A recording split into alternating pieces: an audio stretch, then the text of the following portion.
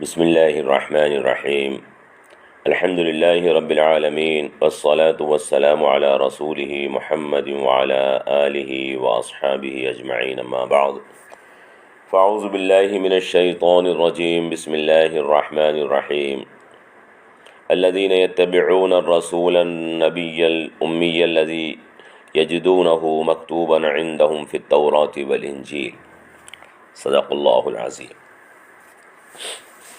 برادران و ہمشیرگان، السلام علیکم ورحمۃ اللہ وبرکاتہ۔ سیرت مبارکہ کے سلسلے میں ہمارا یہ چھٹا پروگرام ہے۔ آج کا یہ پروگرام آپ کے لیے نہایت اہم ہے۔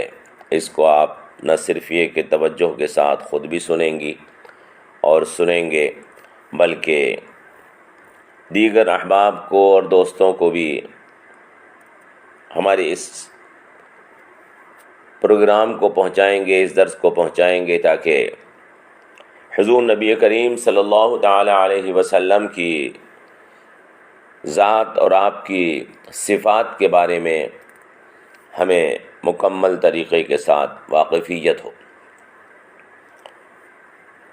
ہم نے اس سے قبل آپ کی پیدائش سے لے کر آپ کی بعثت سے قبل مختصر حالات بیان کر دیے ہیں۔ آج کے اس پروگرام میں ہم حضور نبی کریم صلی اللہ تعالی علیہ وسلم کے تعلق سے سابقہ کتب توریت اور انجیل میں آپ کے تعلق سے آپ کی پیشن گوئیاں اور اللہ تبارک و تعالی کی طرف سے آپ کی علامات اور صفات کا بیان، اور یہود و نصارہ کی طرف سے حضور اکرم صلی اللہ تعالی علیہ وسلم پر ایمان لانے میں آنے والی کوتاہیوں کے بارے میں بیان کریں گے۔ حضور نبی کریم صلی اللہ تعالی علیہ وسلم کی عمر مبارک 35-40 سال کے درمیان تھی، تو آپ کو اپنی طبیعت میں ایک بے چینی اور اضطراب سا محسوس ہونے لگا تھا۔ حالانکہ حضور نبی کریم صلی اللہ تعالی علیہ وسلم کی طبیعت بچپن سے ہی مکروہ کاموں اور برے کاموں سے متنفر تھی۔ شرک اور بت پرستی سے آپ کو نفرت تھی، آپ بالکل الگ رہتے تھے۔ مکے میں آپ تنہا ایسے شخص نہیں تھے جو بت پرستی سے نفرت کرتے تھے اور یہ جانتے تھے کہ ان بتوں کے اندر کوئی حقیقت نہیں ہے۔ انسانوں کو بیوقوف بنانے کے لیے کچھ لوگوں نے کچھ بت بنا رکھے ہیں تاکہ وہ لوگوں کی دولت کو لوٹیں۔ حضور نبی کریم صلی اللہ تعالی علیہ وسلم بچپن سے ہی اس بات کو جانتے تھے۔ جس طرح سے حضرت ابراہیم علیہ السلام کی طبیعت میں شرک سے نفرت بچپن سے تھی، اسی طرح سے حضور نبی کریم صلی اللہ تعالی علیہ وسلم کی طبیعت میں بھی شرک اور بت پرستی سے بچپن سے نفرت تھی۔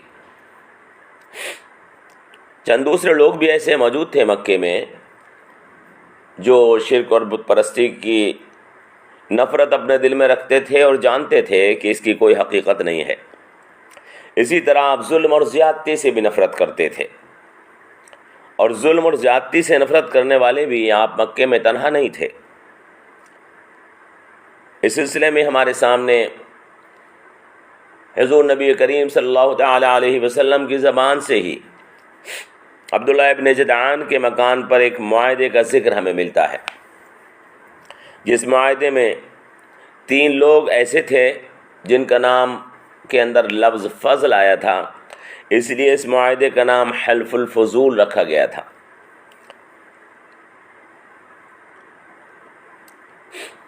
اس معاہدے میں یہ طے کیا گیا تھا کہ ہم مظلوموں کی مدد کریں گے، حقدار کو اس کا حق دلائیں گے۔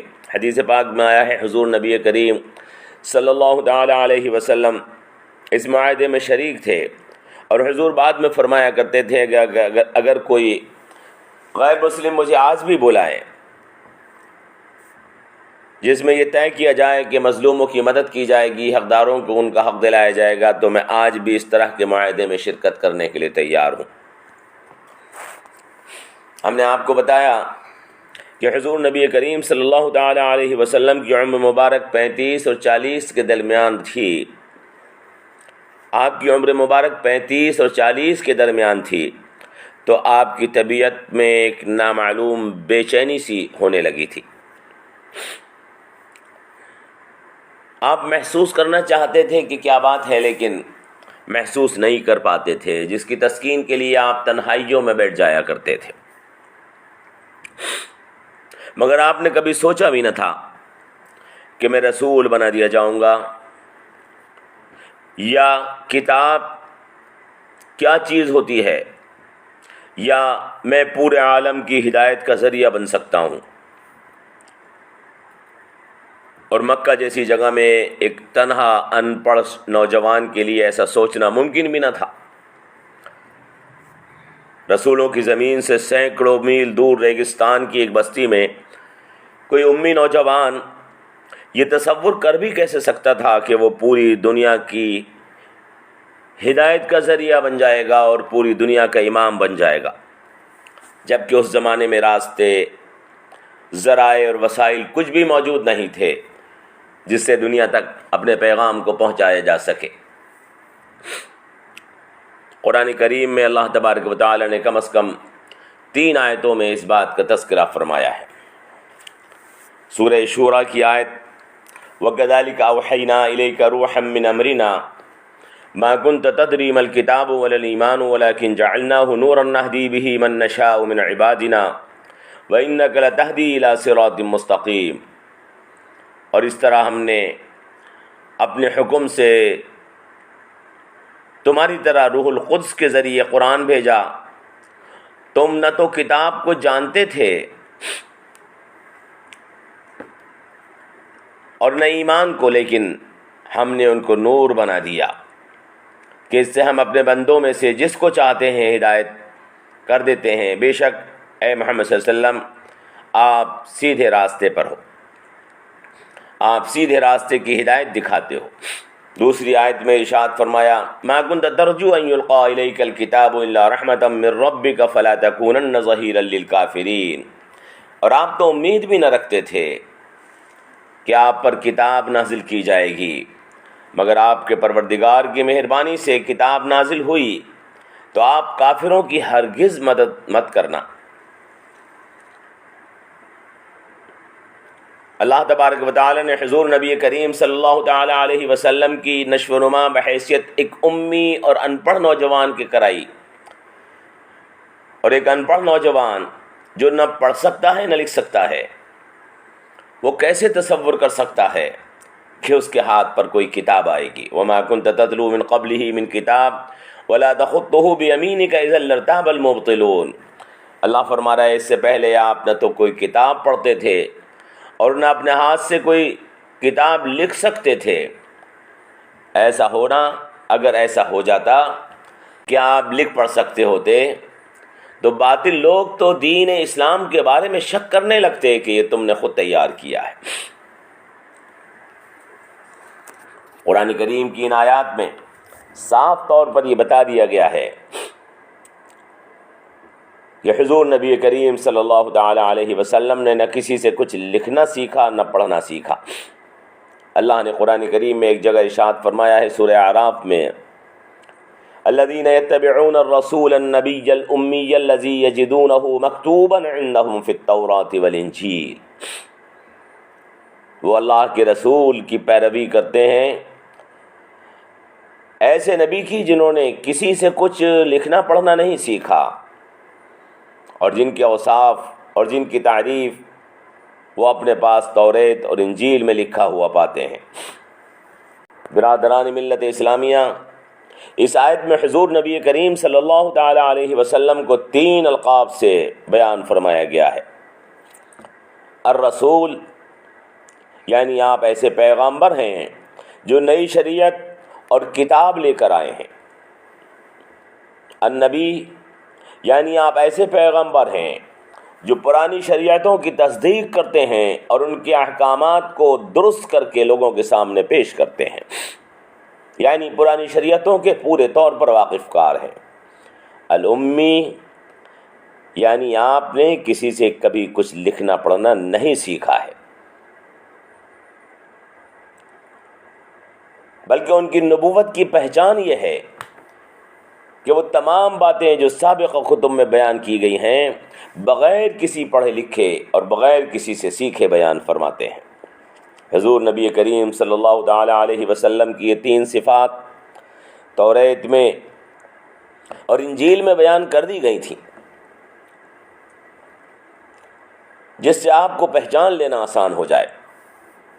یہود و نصارہ جو اہل کتاب ہیں اور حضرت موسیٰ علیہ السلام اور حضرت عیسیٰ علیہ السلام جیسے جلیل القدر پیغمبروں کے ماننے والے ہیں،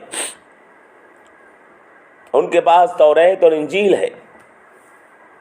ان کو بتانے کا مقصد یہ تھا کہ ان کو معلوم ہو جائے کہ آخری رسول یہودیوں میں سے یا عیسائیوں میں سے نہیں ہوں گے، کیونکہ یہودی اور عیسائی اور بالخصوص یہودی وہ تو اہل کتاب ہیں، وہ امی نہیں ہیں، اور وہ خود اپنے آپ کو بہت بڑا علم والا مانتے ہیں۔ وہ اہل عرب کو ان پڑھ اور امی کہتے تھے۔ قرآن کریم میں اس کا بھی تذکرہ موجود ہے۔ سورہ آل عمران میں آیت نمبر 73 میں ہے، وَمِنْ أَهْلِ الْكِتَابِ مَنْ إِنْ تَأْمَنْهُ بِقِنْطَارٍ يُؤَدِّهِ إِلَيْكَ وَمِنْهُمْ مَنْ إِنْ تَأْمَنْهُ بِدِينَارٍ لَا يُؤَدِّهِ إِلَيْكَ إِلَّا مَا دُمْتَ عَلَيْهِ قَائِمًا ذَلِكَ بِأَنَّهُمْ قَالُوا لَيْسَ عَلَيْنَا فِي الْأُمِّيِّينَ سَبِيلٌ وَيَقُولُونَ عَلَى اللَّهِ الْكَذِبَ وَهُمْ يَعْلَمُونَ۔ اور ان یہود و نصارہ میں سے بعض ایسے ہیں کہ تم ان کو ایک بڑی دولت کا امین بنا دو تو وہ اس کو تمہیں واپس کر دیں گے، اور ان میں سے بعض تو ایسے ہیں کہ اگر تم ان کو 1 دینار بھی بطور امانت دے دو تو وہ تمہیں واپس نہیں کریں گے، الا یہ کہ تم ان کے سر پر کھڑے رہو۔ وہ ایسا اس لیے کریں گے کہ وہ یہ کہتے ہیں کہ ان امی یعنی عربوں کے ساتھ ہمارے اوپر کوئی گناہ نہیں ہے، اور وہ اللہ پر جھوٹ گڑتے ہیں اور اس کو وہ خوب جانتے ہیں۔ اس آیت میں 2 باتوں کی طرف خاص توجہ دینے کی ضرورت ہے۔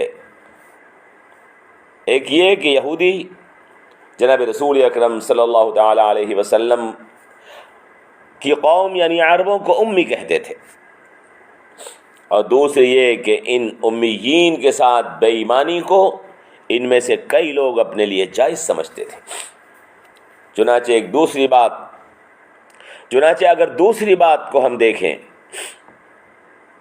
تو یہودی آج تک اس طریقے پر قائم ہیں۔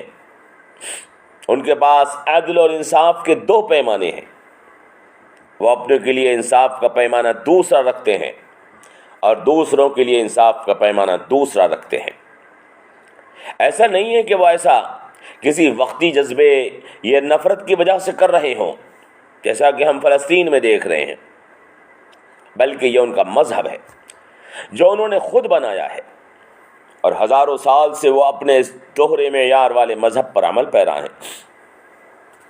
آپ اٹھا کر دیکھیے کتابیں ان کی، کتاب الاستثناء بائبل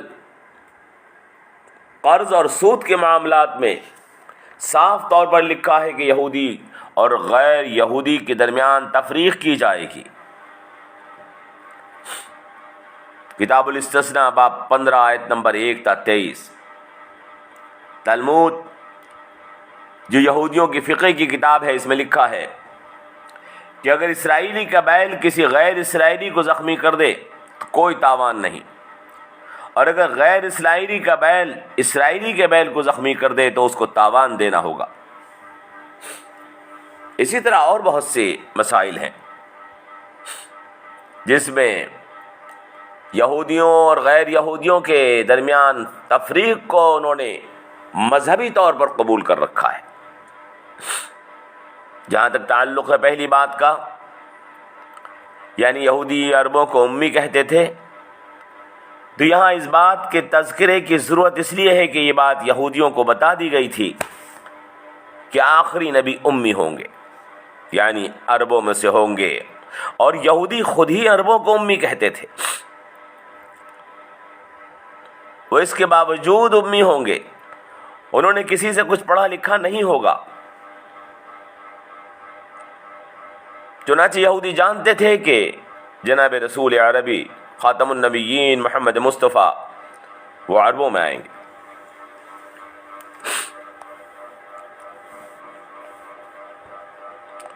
ہم یہاں پر جو بات آپ کے سامنے پیش کرنا چاہتے ہیں وہ یہ کہ اللہ تبارک و تعالی نے اس آیت مبارکہ میں اس بات کا تذکرہ واضح طور پر فرما دیا ہے کہ محمد عربی صلی اللہ تعالی علیہ وسلم عربوں میں سے ہوں گے، اور وہ امی ہوں گے، اور امی ہونے کے باوجود کہ انہوں نے کسی سے کچھ لکھا پڑھا سیکھا نہیں ہوگا، وہ رسول ہوں گے، یعنی وہ ایک نئی شریعت اور عظیم الشان کتاب کے حامل ہوں گے جس میں پرانی شریعت کے بہت سے احکامات میں تبدیلی کر دی جائے گی۔ وہ نبی ہوں گے، یعنی پرانی شریعتوں کی تصدیق کریں گے اور ان شریعتوں کے بہت سے احکامات کو دوبارہ سے صاف ستھرا کر کے اور ان کے اندر جو ملاوٹ کر دی گئی ہے اس سے نکھار کر دوبارہ سے پیش کریں گے۔ ان کا تذکرہ توریت انجیل میں لکھا ہوا یہودی موجود پاتے ہیں، اور آج بھی توریت اور انجیل میں بڑی بڑی تحریفات کر دی گئی ہیں، اس کے باوجود اس میں آج تک بے شمار علامات موجود ہیں جن کے لیے علماء نے بڑی بڑی کتابیں تیار کر کے رکھی ہیں۔ جو لوگ جناب رسول اکرم صلی اللہ تعالی علیہ وسلم کے تعلق سے کتب سابقہ میں موجود بشارتوں علامتوں کے بارے میں جاننے کا اشتیاق رکھتے ہوں وہ ان کتب کا مطالعہ کر لیں۔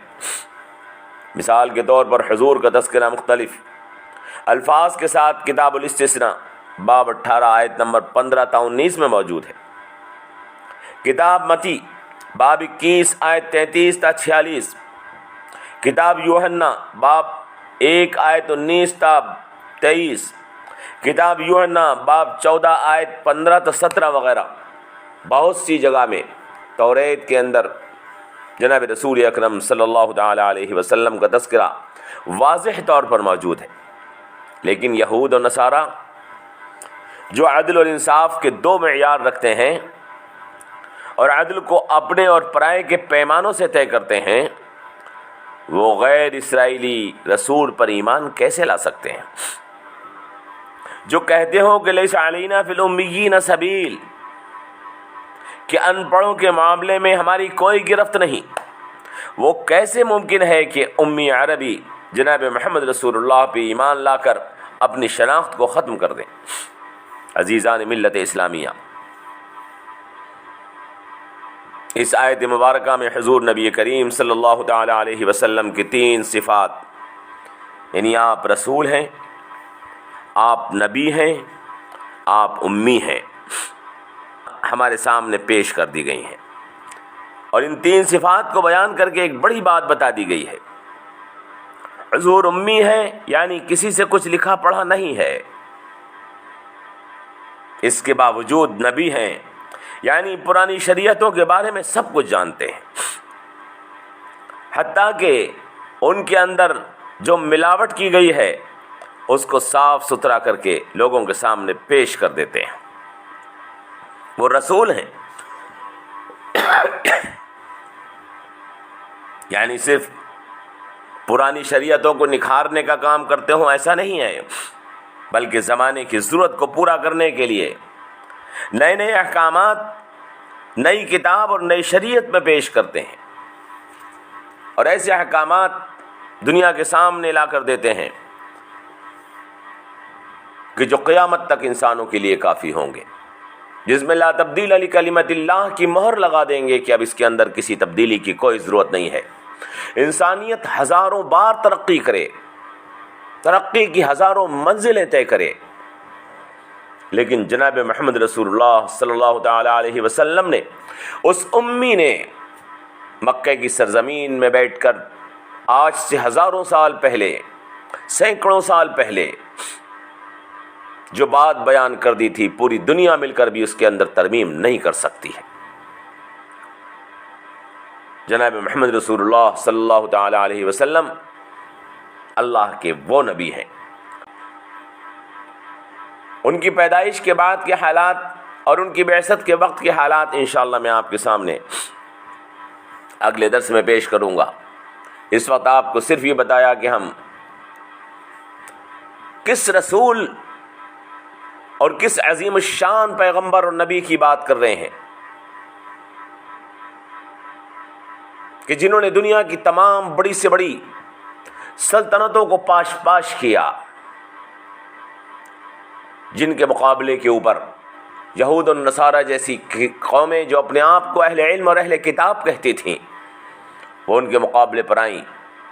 علم کے میدان میں جو آئے وہ مقابلہ نہ کر سکے، طاقت کے میدان میں جو آئے وہ مقابلہ نہ کر سکے، کردار اور اخلاق کے میدان میں جو آئے وہ مقابلہ نہ کر سکے، شرافت کے میدان میں جو آئے وہ مقابلہ نہ کر سکے۔